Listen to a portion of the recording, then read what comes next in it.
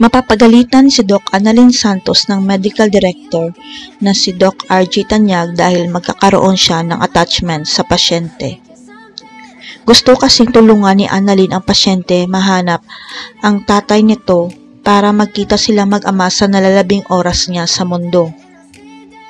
May sakit na kanser ang pasyente at ooperahan na sana siya ni Doc Katie pero nagbago ang isip nito dahil mamamatay pa rin siya. Pero papayag lang ang pasyente na magpa-opera kung mahanap ni Doc Annalyn ang tatay niya para may dahilan siya na mabuhay pa. Kaya gagawin ni Annalyn ang lahat ng paraan para mahanap ang ama ng pasyente dahil gusto niya matupad ang last wish nito sa mundo.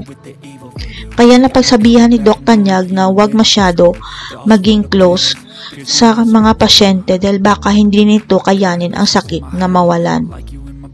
Naging manhid na kasi si Doc Tanyag sa tagal niya bilang doktor kaya naibunyag niya kay Annalyn lahat ng kanyang mga pinagdaanan. Ngunit napaisip si Doc Tanyag na muling hanapin ang kanyang anak kay Lynette dahil malakas ang kutob nito, may anak silang dalawa.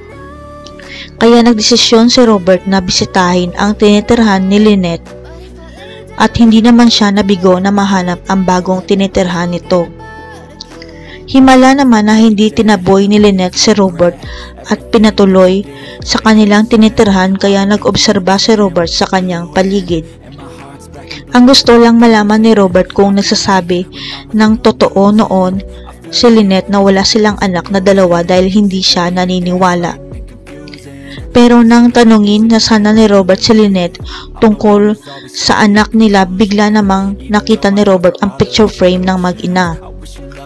Kitang-kita ng dalawang mata ni Robert ang mag-inang Lynette at ang batang si Annalyn kaya biglang tumigil ang mundo niya sa gulat. Malakas ang pakiramdam ni Robert na anak niya si Annalyn dahil nasabi na sa kanya ni Michael na hindi siya ang tatay ni Annalyn. Lalabas na kaya ang katotohanan kung sino ang tatay ni Annalyn? Malalaman na kaya ni Annalyn na siya ang anak ni Doc RJ Tanyag? Abangan! You don't understand the pain it brings. You don't